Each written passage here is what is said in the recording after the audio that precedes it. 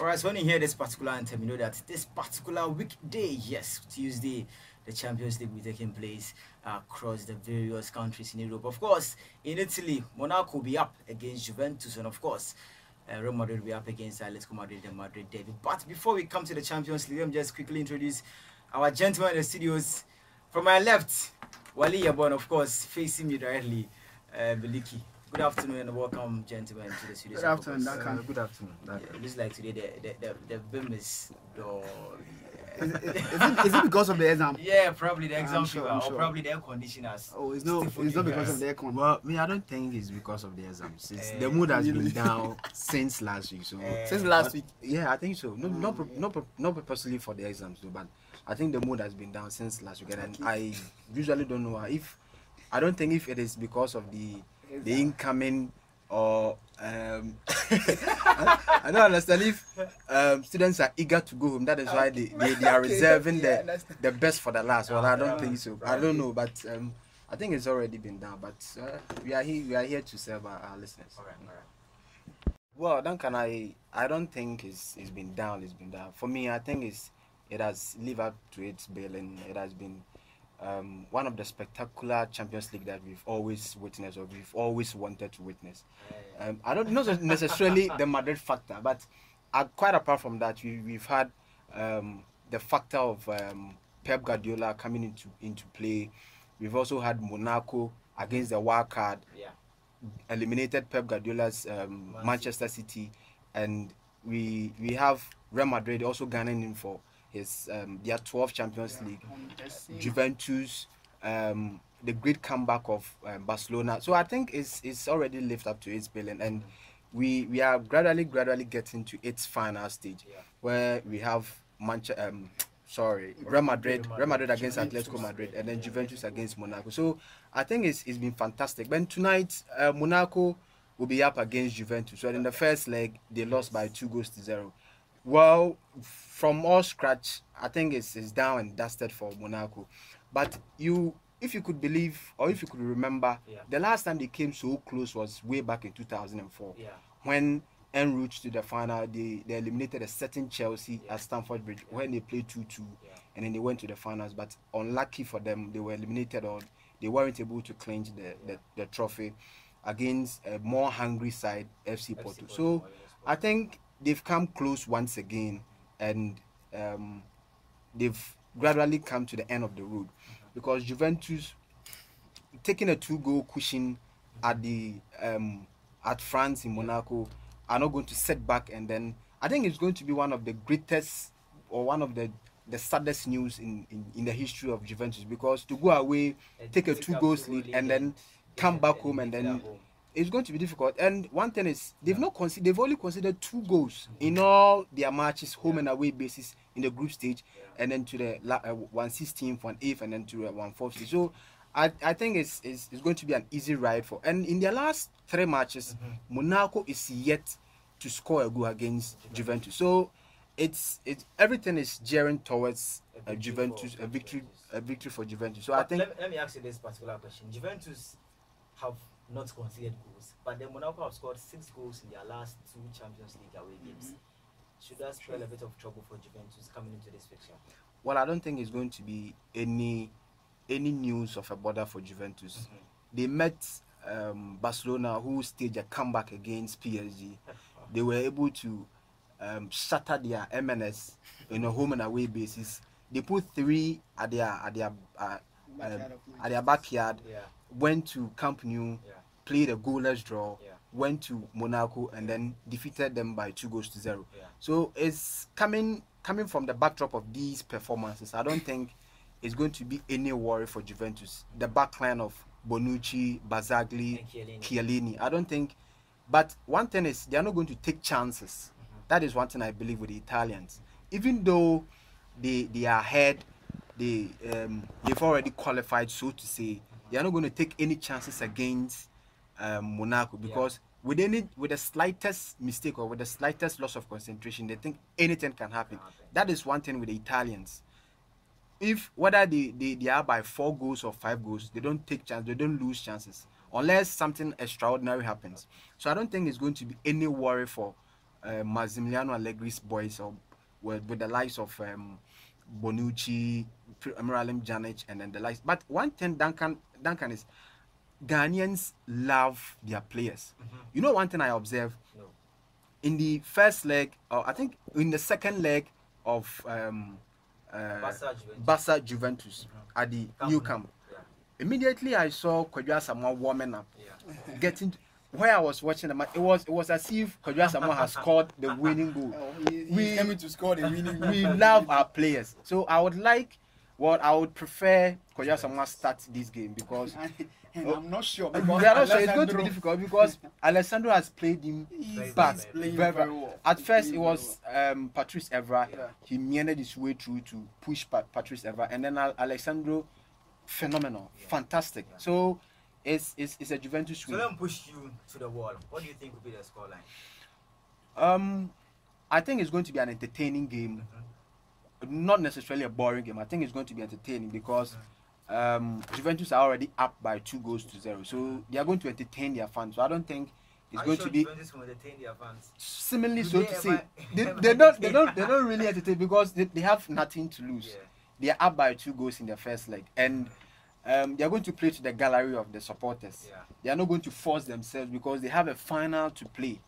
Even though they play a goalless draw, they win by. Definitely, but on paper, you can tell. I'm only preempting.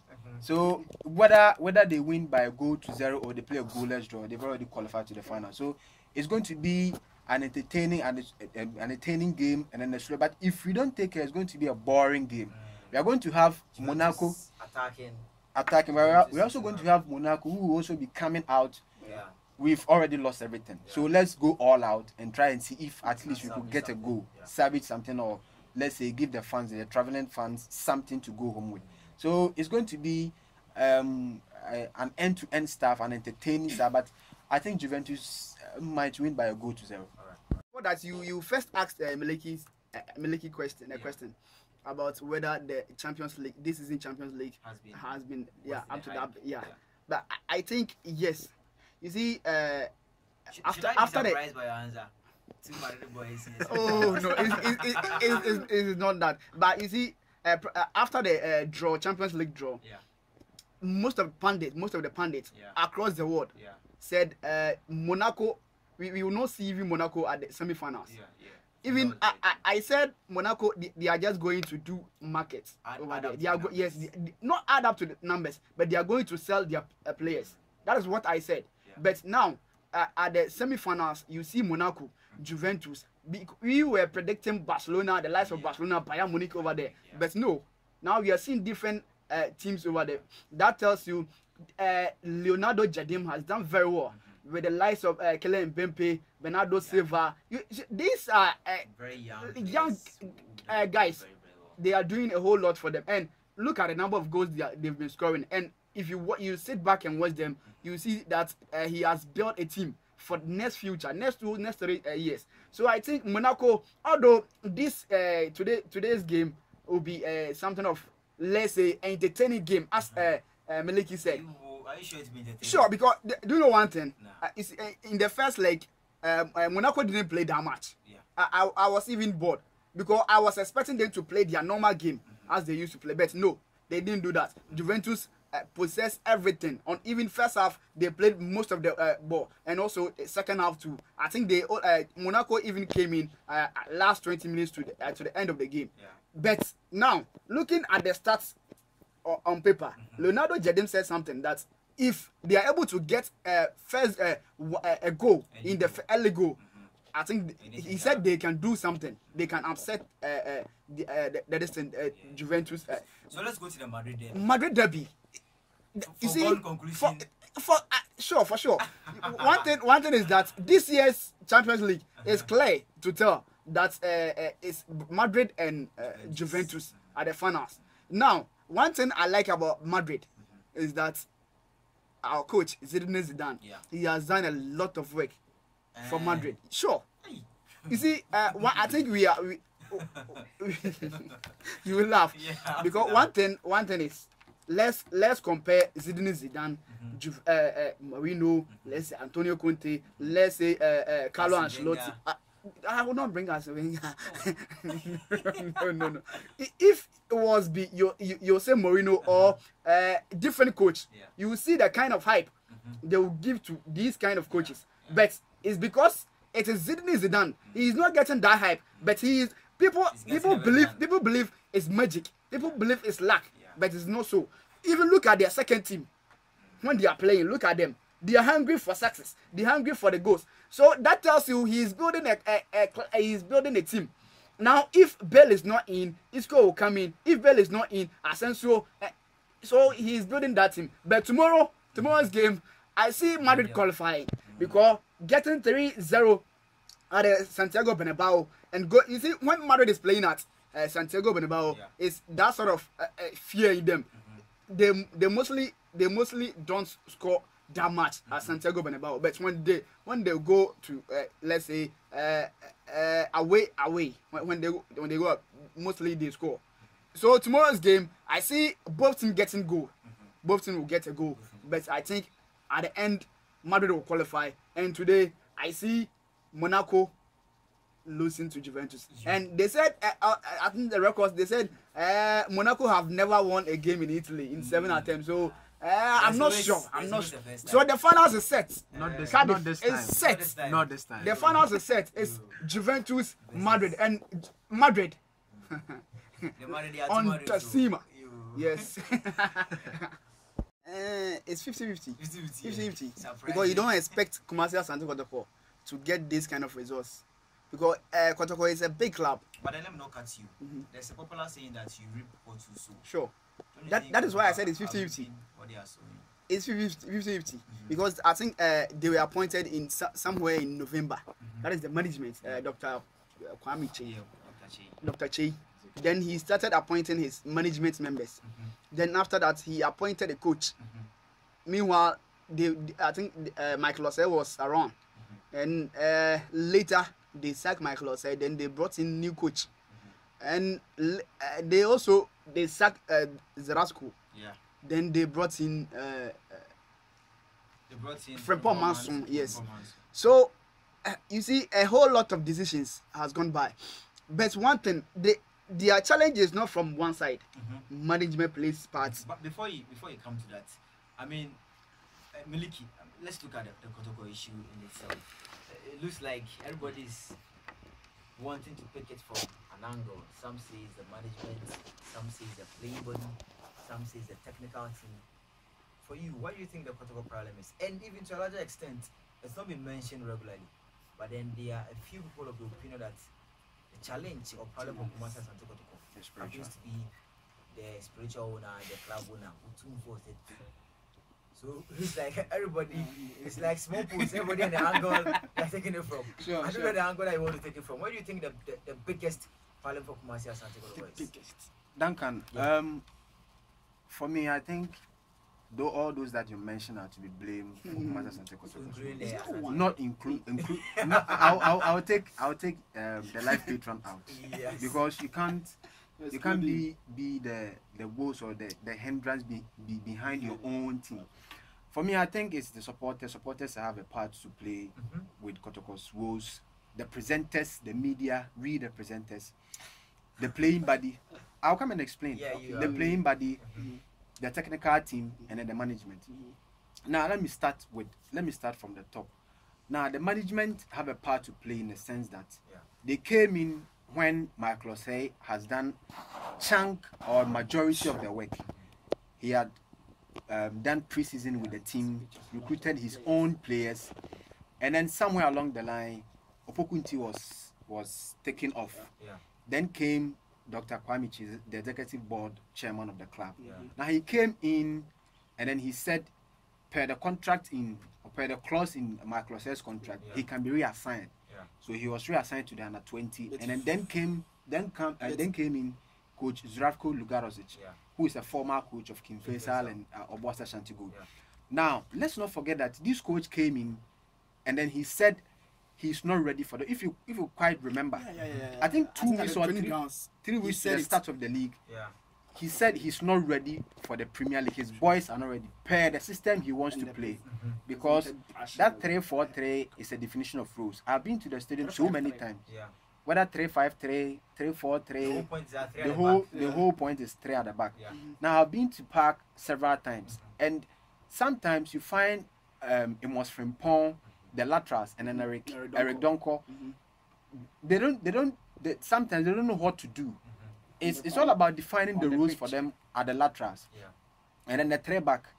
So I clearly understand, or I clearly I'm picking up the point from that. The coach said his team is not ready because of the time frame given to him, 2 weeks to the start of the league. And one thing the management did that I think was they picked up from on the wrong note was, now from the time that Coach Luga came, they should have communicated well to the supporters that the expectations should be lowered, because per what the coach has said, although we've come in as a new management, we are rebuilding, or we are building a team from the scratch. So basically, you think that it's the management more or less like part, the communication problem. And I clearly remember hearing Obed saying that they've tasked Coach Luga to win each and every trophy in this. How do you tax a coach who comes in 2 weeks to the start of the league, 2 weeks to the start of a new season? Although he's been to Ghana before, but the formalities and the dynamics have totally changed. But he agreed. He agreed because per the system he has nothing to do. He has to agree. And now from the technical point of view, now sometimes you can't even phantom, or you can't even decipher who is the assistant coach of Asante Kotoko. Why do you say that? We saw Ablode. Yeah. Ablode was relegated to his, when Luga was sent away. He was relegated to his assistant position. Then came in from Paul Manson. This Kotoko legend who was Shila Eliasu. So you can't. Shila was the team manager. The team manager when he was Luga. Team manager to Luga. It was a whole mess up. Oh, I think let's make it clear to our listeners that under Luga's tenure, Ablode was officially the assistant coach, and then Shila Eliasu was officially the team manager. I don't think there was a conflict of interest or rules during Luga's tenure. Well, let me tell you something. Now, whenever Wale is here, Wale can testify to the fact that whenever we go for post-match conference, and Ablode used to speak, I remember, or I clearly remember that in all Coach Luga's association with Kotoko, he came for post-match conference once. That was Kotoko's game against Liberty. That was all. I think, and they even asked Gordon Ablode, and he said Coach Luga is preparing him for. He's preparing for next time. He's preparing for him to become the next coach of Commanders. Listen to this. Now, whenever Ablode is asked what is the main problem concerning Kotoko, he doesn't even know. Whatever he says is, or the only thing he says is, we are working out on the training grounds. Now Kotoko plays against Wafa. He comes, there is a problem, or there are loopholes in the midfield. You ask him to identify technically, he will tell you, we are not here to talk about tactics. We are here to we are working that on the training grounds. Each and every time you go for post-match conference, we are working out. So basically, what the points you are trying to build, that Luga wasn't attending press duties, so there was... It wasn't necessarily attending press duties. Luga, Coach Luga was, he was gradually shaping up the team for next season. That is what I think. Because per what he was doing, he was gradually building up the confidence of the players, because the results. So where from that relationship between Luga not attending press conference? That one is. I was only building the fact. I was only building the point. How does it come into your point? I mean, that is why that is why I said I was only building the point, because him being the head coach, he should have come. Well, it is not enshrined in any constitution. It is not mandatory. Well, I understand, but I heard he's not allowed to talk. He's not allowed. Yes, that's what it is true. When he came, that's what I heard. It is fact.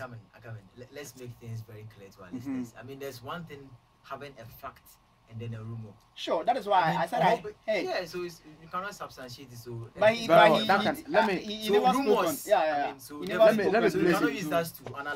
me place it where that it was rumored that he was not allowed to talk to certain media outlets. That is what I heard. Certain media outlets. Certain media outlets, and then he should watch whatever he talks or whatever he says very well. I think that is an open secret. No matter the, it's an open secret. I mean, because you go to England, you even ask permission before you speak. Don't speak with the Sun newspapers. Very well. Because of what happened during the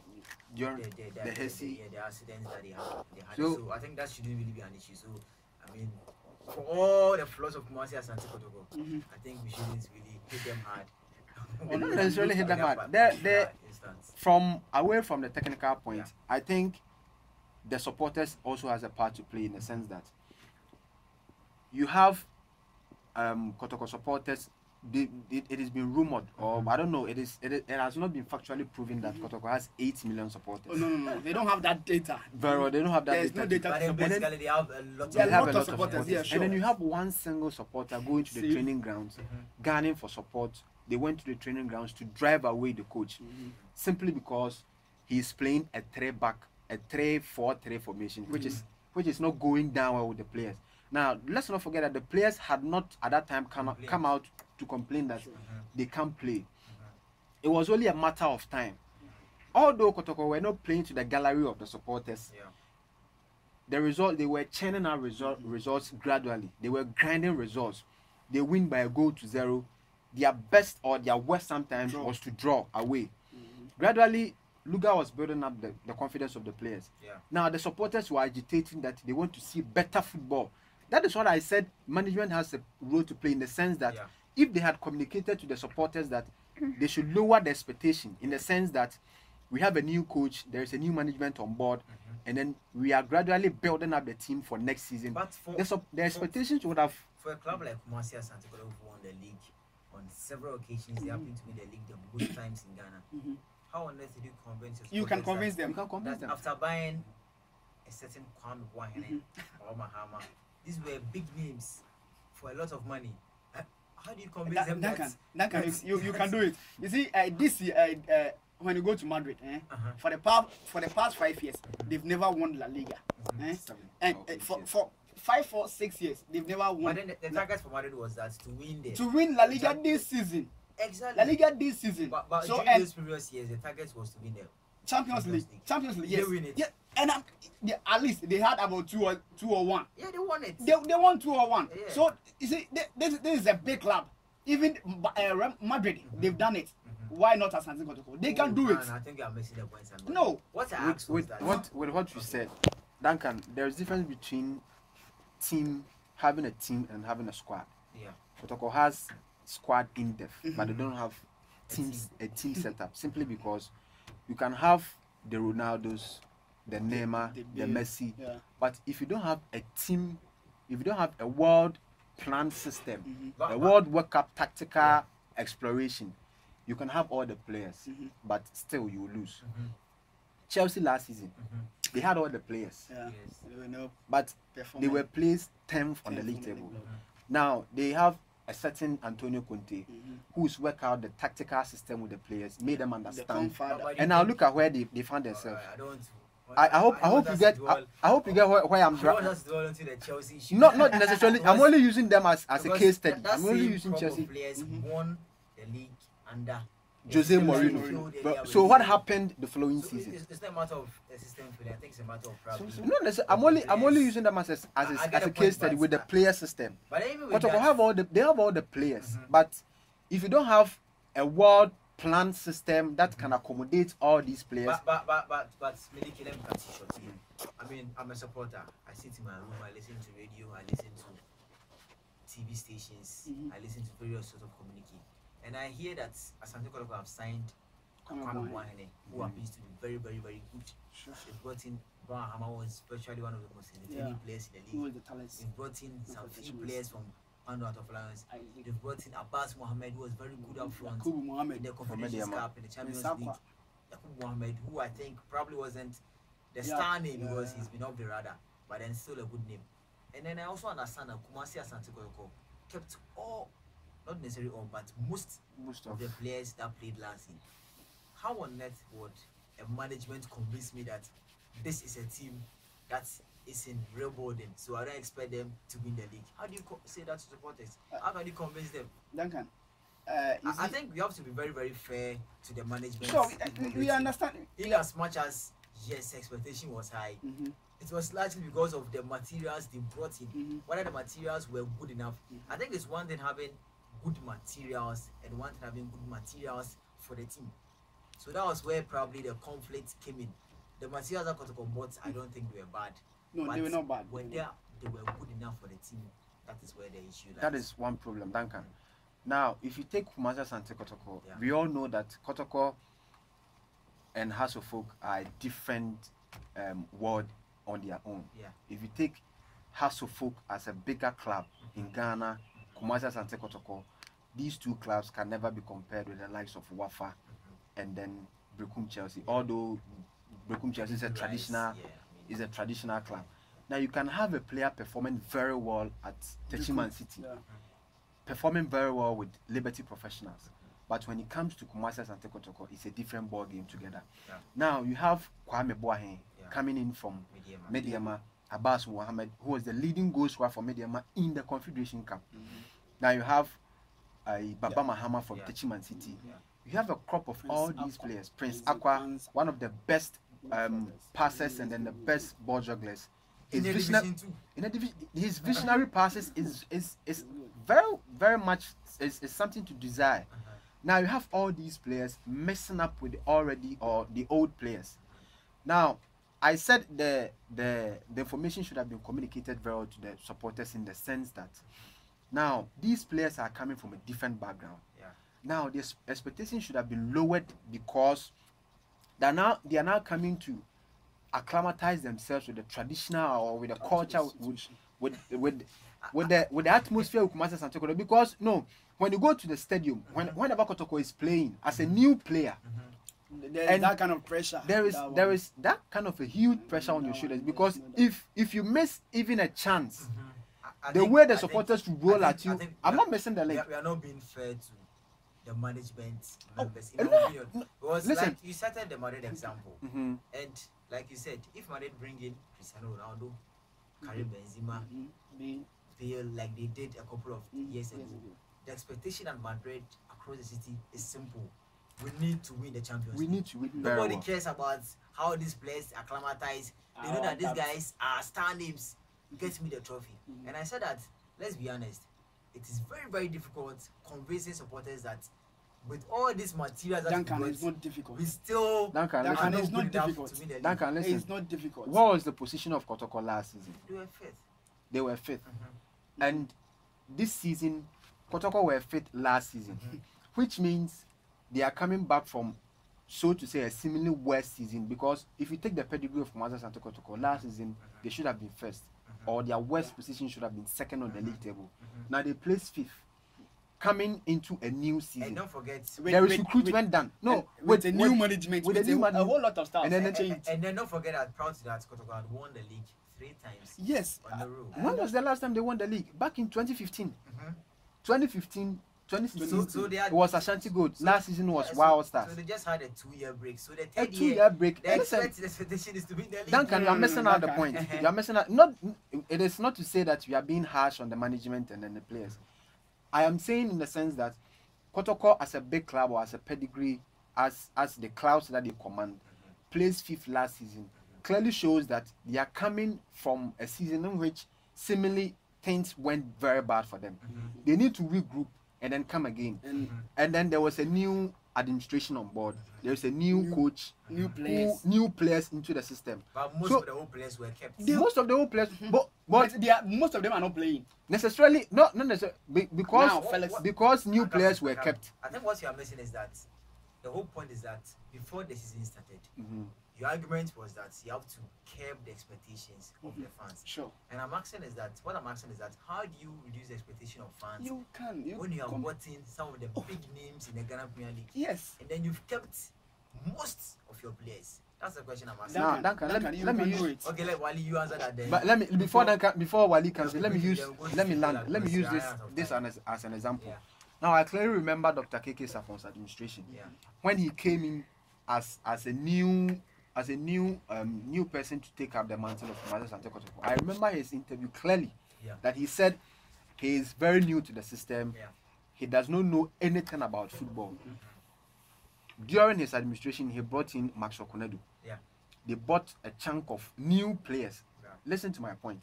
They bought in a chunk of new players, adding up to the already old player system. And now what he said is, they sat down with the coach, and then they said they are going to do a rebuilding. I clearly remember he came on air. I think that was at Angel FM. He came on air and then he said the supporters shouldn't expect anything big because he's new to the system. Yeah. He has bought in new players, and then they are now rebuilding the team, and then the supporters should expect something big the following season. Yeah.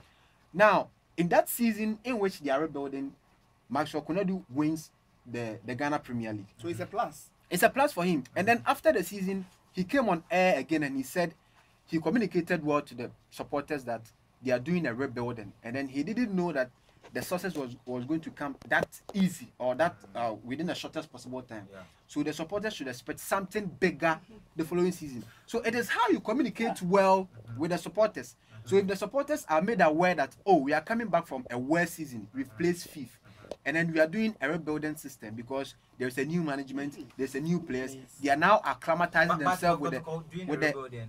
Yes, now that is what they are saying. That is how we are supposed to take it, because now you end the season, you bring in about 7 or 10 players. 11 players. 11 players adding up to the old players. They're definitely doing a rebuilding. Something new in Ghana? It's not new. It's never new. That is why Kumasi Asante Kotoko and House of Folks problem keep on recurring. Each and every season they buy 10 to 15 players, and then 9. The same old problems keep on recurring. Each and every season we are going to sit down here, talk about Kotoko and Accra House of Folks. It's going to be the same old problems. Why Stipular? What has he done? What has he done for Brecum Chelsea? Has he won a league for Brecum Chelsea? What has he done? So these are some of the decisions the management would take. Then you come and sit and pass them. But I think with the sort of situation that Kumasi has started going, should anybody expect them to win the league? So if they are making a manager, should the manager be a title-winning coach? You see, one thing about Kotoko's challenges, you sign or you appoint a coach, then you tell the coach to win all trophies. That is not possible. Why is not possible? It's not possible. I didn't expect win all trophies in this place. This is Ghana. Oh, I'm telling you. Okay, let's say that was under, is it Michael or say Kotoko winning treble? It was double. Did Dramani FA Cup and even FA Cup and this, it wasn't treble. Okay, now. But in Ghana this year you are playing, I think, 2 major competitions. So if you ask to win all trophies, it's just like what did he do at Kotoko. I don't think it's something. But you see, that's. But Duncan, first of all, Kumasi Asante Kotoko. To me, I believe they shouldn't appoint a coach right now. They shouldn't appoint a coach. They shouldn't appoint a coach right now. Now, we are one more match to end the first round. Why don't you wait? Are we going to break? Are we going to break after the first round? Yeah, we'll be yes. So 2 or 3 weeks. Why don't we wait? Because why the rush? Now you have Frimpong Manson in charge. Now he says he doesn't know the challenges. I think that for that particular season that performance made, don't you think that was good enough for them to sack Frimpong Manson? If a blind man is leading you to and he himself doesn't see anything, he doesn't know what the problem is. And he was very, very frank. He said he said you see maybe let's say Wednesday he solves left back challenges. The next then right back. I think it was enough justification for them to sack him to not necessarily sack him, for him to just resign and leave. I think it was beckon on the management for him to let him stay aside, because you've been brought in to solve a peculiar problem. Now you play against was it Olympics? You lose, and then you lose against Accra House of Folk, and you come back to tell us that you you don't even know where the problem. You must end it there. Come on, there was enough justification for him to be. So you have the opinion that Kotoko do the right thing to bring in a new coach and new coach is very good. But Frimpong Manso this time, well, I don't think Frimpong Manso would handle Kotoko in the next round. That is what I think. What I asked was that you think that the management's decision to bring in a new coach to get rid of Frimpong Manso is a good one. I think it's a good one, but I think it's going to be done after the first. Yeah, I think basically the first. Yeah, but one bringing in a new coach, we've as we followed football for quite a longer period of time. I think assigning or appointing a coach after the first one sometimes a 50-50 is a gamble thing because we have Coach C.K. Akono with Asante Gold. Now before the departure of Bashiru Hayford. Asante Gold has been in shambles. Now Bashiru Hayford, Coach C.K. Akono, coming from Dreams FC, was doing spectacularly well in Division 1. They had played, I think they had played about 14 games without a defeat. Now he's coming from Dreams FC, a lower tier to a higher division in the Premier League. He's picking up a job which is already in tatters. So he's now sewing the pieces together, and then it's been very difficult. Just gone by on Sunday, they were trashed by 4 goals to 1 by Dwarfs. So you clearly look at where the problem is coming from. Now it has been very difficult for him to turn out the tides because Asante Gold is rooted bottom of the league table with 9 points. So basically, I mean, how does it correspond with the protocol issue? It corresponds in the sense that it's a 50-50 issue. You can bring in a coach which could turn out to be a life-saving situation for Commander Asante Kotoko, or could also end up being the same Frimpong Manso issue. I have solved the problem. I have tried and I don't know where the problem is. Since we sat in the studio and hammered the management for taking all the wrong decisions, let's say you have been put in charge as the management member of Commander Asante Kotoko. What will you do about the situation right now? For me, I think in the first step, hasty decisions shouldn't be taken at this moment because as I was building my point, I couldn't finish, or you didn't make me finish with one, which is from the supporters' point of view. Now there is so much pressure from the supporters, to the management level. So at this point in time, if you don't take care, you might be forced to take hasty decisions. Now, one thing is, although Frimpong Manso doesn't seem to find out or doesn't seem to find the problem for Commander Asante Kotoko, let him finish. We are only left with just a single game to finish the first one. Let him finish with it, and when he's done, you thank him being a legend of Commander Asante Kotoko. So you're prepared that Frimpong Manso should leave after the end of the first round? Very well. So that would be one of your decisions? That would be one of my decisions. Let him go, and then you put up a technical team, because in Ghana we have people with the technical know-how. Coach Eben is one. We have the GFA technical director, Coach Utia Kenten. Well, I don't whether you believe in him or not. Well, I don't believe in him.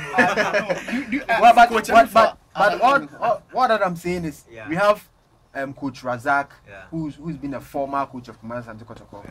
You put up this system, we put up these people in place to find out one of the best, or so to say, people who could come out with the best possible solution for Commander Asante Kotoko. You take time and then you screen out, and then you bring in someone who would be able to solve the problem for Commander Asante Kotoko. And then after that, let me add. And then after that, you let the supporters understand that we are coming from a worse first half, and then the expectations shouldn't be so much simply because you have a new coach. He is coming in to work out the system.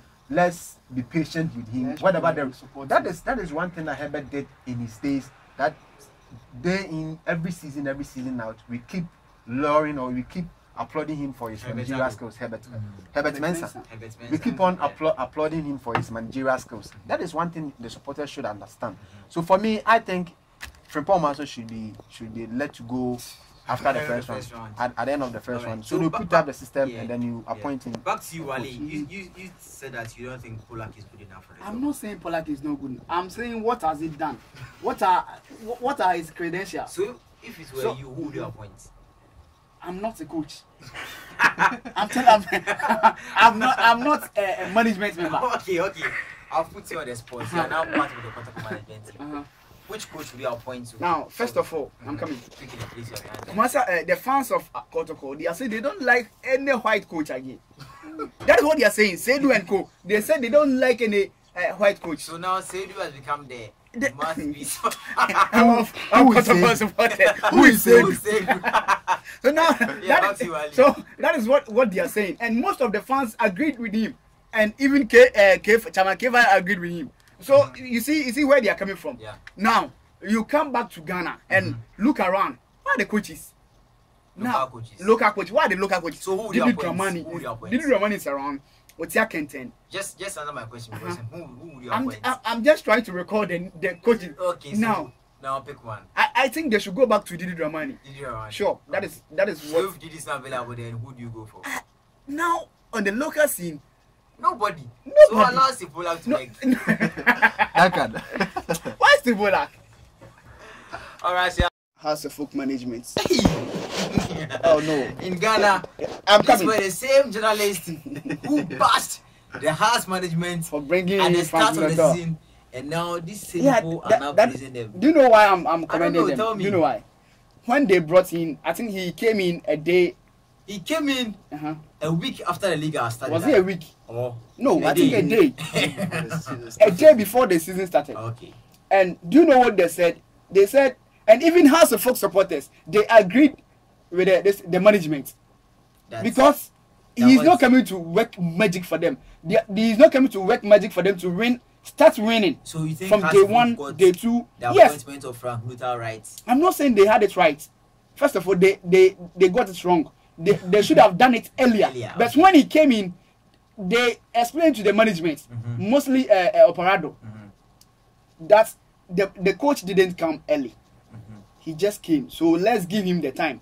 Let's give him the benefit of the doubt. He's now training with the boys. So if we get a win today, it's a plus. It's an advantage for House of Folk. If a draw or a lose, but let's support the supporters should support their club and also pray for the club. That is what they did.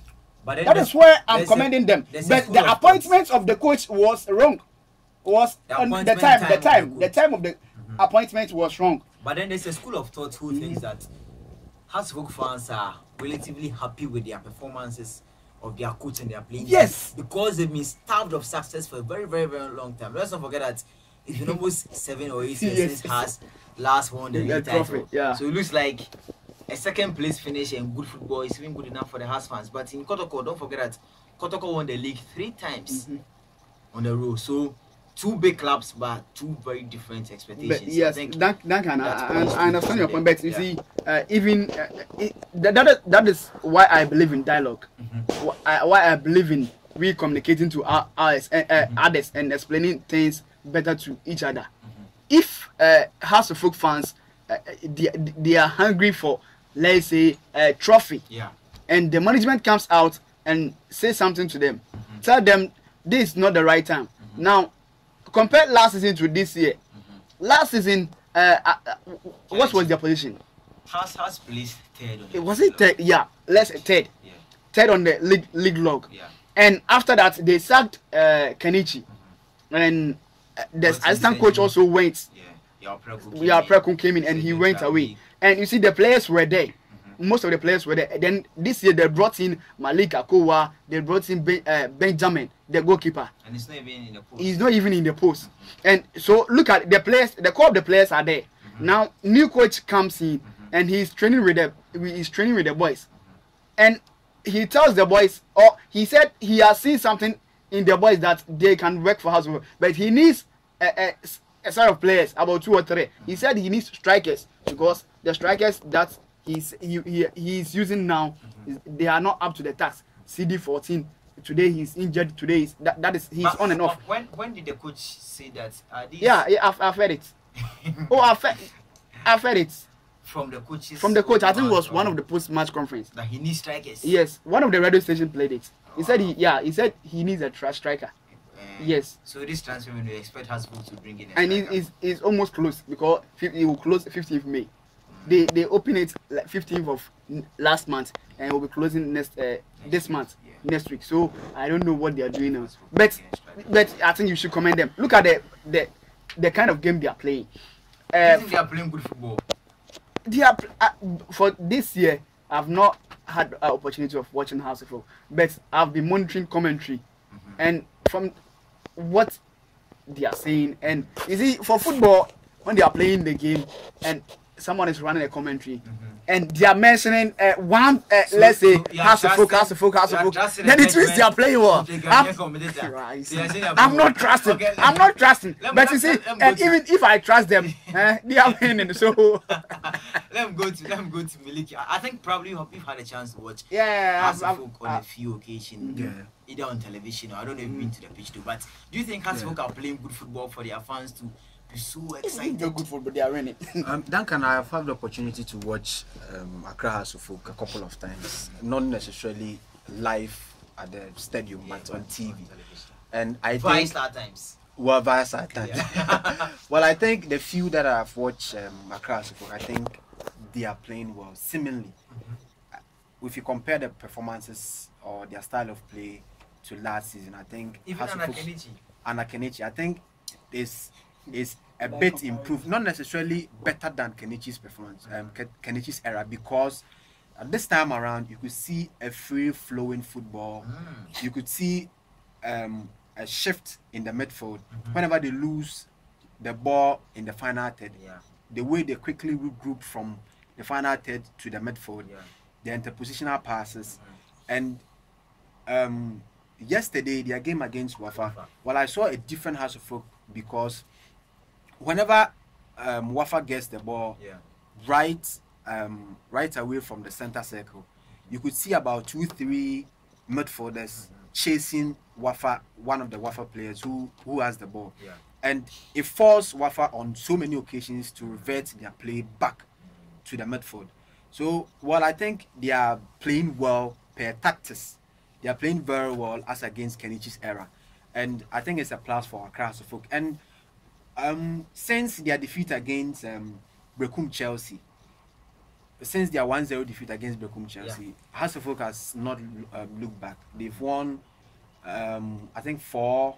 They've won 5 out of their last in all competitions. No, they've won 3. No, in the Premier. I'm talking about the Premier League. They've won 3 and then drawn 2. So they are yet to taste the defeat in the Premier League. Last 5 matches. So I think it's a much improvement.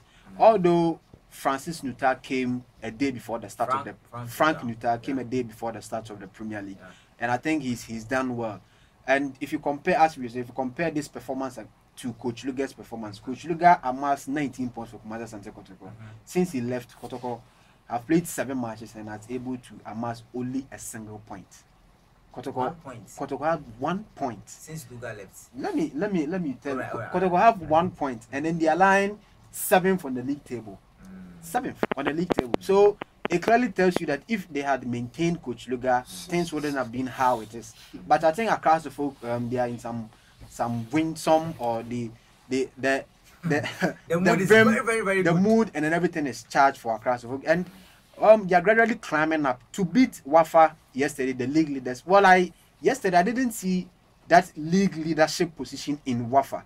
I think they were lethargic in their play, and then they weren't playing as league leaders. So well, but kudos to Accra House of Folk. They did well. They defeated them by 2 goals, and I think it's a plus for Accra House of Folk.